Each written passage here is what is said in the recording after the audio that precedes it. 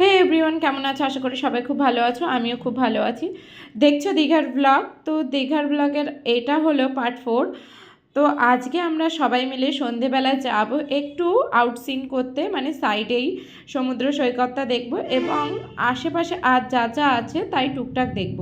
তো রেডি হয়ে নিয়েছি, একটি প্লাজো জিন্স আর একটা শার্ট পরে নিয়েছিলাম। আর চুলটা যেহেতু ভিজে ছিল তাই চুলটা ছেড়েই দিয়েছিলাম।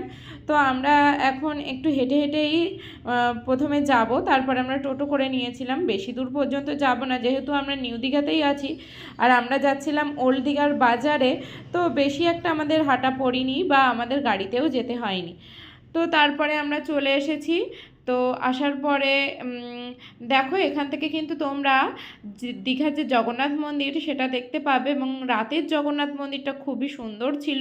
তো আমাদের যেহেতু রাত্রে ঢোকার সৌভাগ্য হয়নি তাই আমি কিছুটা ক্যাপচার করে তোমাদের সঙ্গে শেয়ার করলাম। এরপর হেঁটে হেঁটে আমরা সমুদ্র সৈকতের ধারে যাচ্ছিলাম, মানে ওল্ড দীঘায় যাচ্ছিলাম, যেখানে অ্যাকচুয়ালি সবাই বসে এবং ভিডিও করে, কিছুটা টাইম স্পেন্ড করে নিজের প্রিয় মানুষের সঙ্গে। তো তারপরে প্রথমেই আমরা আসলাম বাজারে। তো এখানে ছিল প্রচুর জিনিস, ঝিনুকের এমনকি খেলনা। তো সেগুলোই তোমাদের সঙ্গে আমি একটু ছোট ছোট ক্লিপস নিয়েছিলাম। অ্যাকচুয়ালি এখানে কিছুই আমি কিনিনি, যেহেতু প্রচণ্ড পরিমাণে দাম ছিল। তো ভিডিও করতে তো আর সমস্যা নেই, তাই ভিডিওগুলোই করেছিলাম। আর এখন দেখো আমরা সমুদ্র সৈকতের ধারে বসে আছি, কি সুন্দর লাগছে, ওয়েদারটা এত ভালো। আর দেখতে দেখতে তোমরা বুঝতে পারবে যে কতটা জোয়ারের জল এখানে জমা হচ্ছে, আর ফেনাটা না খুব ভালো লাগে।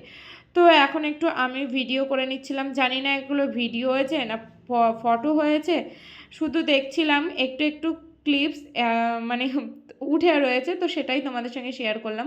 আমার বড় একটু ভিডিও করে নিচ্ছিল। তবে সমুদ্রের এই ফেনাটা কিন্তু দারুণ লাগছিল আর প্রচণ্ড ঠান্ডা। তো এখানে ভিডিও করা আর ছবি নেওয়ায় দারুণ একটা। আর তোমরা এখানে ঘন্টার পর ঘন্টা বসে থাকবে, তা তোমার কোনো মনে হবে না যে আমাদের বাড়ি যাওয়ার তাড়া আছে বা হোটেলে ফেরার তাড়া আছে। আমি একাই এখানে ঘুরে ঘুরে বেড়াচ্ছিলাম। আমাকে বলছিল যেও না যেও না, জোয়ারের জল হচ্ছে, ভীষণ স্লিপ। কিন্তু কে কার কথা শোনে, আমার তো ভীষণই আনন্দ হচ্ছিল। এমনকি লাস্টে আমার না পুরো জামা প্যান্ট ভিজেও গিয়েছে, মানে আমি এতটাই পাকা যে সামনে গিয়েই বসেছিলাম। মানে আসলে ইচ্ছাই হচ্ছিল না যে ওখান থেকে উঠে আমি চলে আসি। আমি শুধুই ভিডিও করছিলাম আর তাকিয়েছিলাম ঘন্টার পর ঘন্টা বসে। তো আমি প্রথমে একটু জুম করে তোমাদের সঙ্গে দেখিয়ে নিচ্ছিলাম, তারপর চলে এসেছি মার্কেট ভিজিট করতে। তো প্রথমেই আমি এখানে চলে এসেছিলাম একটি শঙ্খের দোকানে। তো এখান থেকে ম্যামেরা বলছিল একটু শঙ্খ টঙ্খ দেখবে, তো সেটাই। তারপরে কিছু পার্লের দোকানেও এসেছিলাম।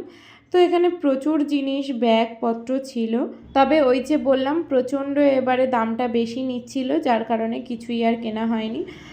আর বেশ ভালো লাগছিল, ওয়েদারটাও খুব ভালো ছিল, তার সাথে এই সুন্দর সুন্দর দোকানের সুন্দর সুন্দর হাতের কাজ দেখতে বেশ ভালো লাগছিল। তারপরে আমরা একটু ঘুরে ফিরে আবার চলে যাই সমুদ্র সৈকতের পাশে। তো আমরা সবাই মিলেই ঘুরছিলাম। এখানে মেন আমরা কিছু নাটস এবং শঙ্খ দেখতেই এসেছিলাম। তো কিছু নাটসের দাম এখানে প্রচণ্ড বেশি বলছিল, মানে যে মিক্স নাটসগুলো বলে, তো আমরা না কিনেই এখান থেকে চলে আসি। তারপরে সমুদ্রের পাড়ে যে দোকানগুলো বসেছিল, মানে 100 টাকা শাখা এই সবগুলো বিক্রি হচ্ছিলো, সেখানে আসি। তারপরে এই কাকুর লেবু চা দারুণ ছিল, লেবু চাটা। তোমরা যদি কখনো যাও অবশ্যই এই কাকুর কাছ থেকে চাটা খেও। নামটা আমার শোনা হয়নি, বাই মিস্টেক হয়ে গেছে। চা খেয়ে আমরা চলে আসি একটু সাইডে। আর এখানে এই যে আমাদের পুচু দাঁড়িয়ে দাঁড়িয়ে একা গাড়ি চড়বে। তো দেখো ওর কাণ্ড দেখে কেউ বলবে ওর 1 বছর 1 মাস বয়স।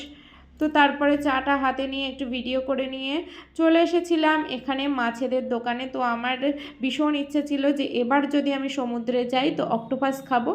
তো সেই মতোই কাজ, একটা অক্টোপাস কিনে নিয়েছিলাম। আর একটা ছোট্ট অক্টোপাস আমাদের কাছ থেকে নিয়েছিল 150 টাকা, তাও বার্গেটিং করে। তো খাওয়া দাওয়ার পরে আমরা চলে আসি হোটেলে এবং হোটেলে এসে পুচু খাই এবং খাওয়া দাওয়া করে আমরা ঘুমিয়ে পড়ি, যেহেতু পরের দিন আবার আমাদের ট্যুর আছে এবং সাইট সিনগুলো করতে হবে, তাই বেশি রাত আর আমরা জাগিনি। তো গুড নাইট, পরের পার্টের জন্য রেডি।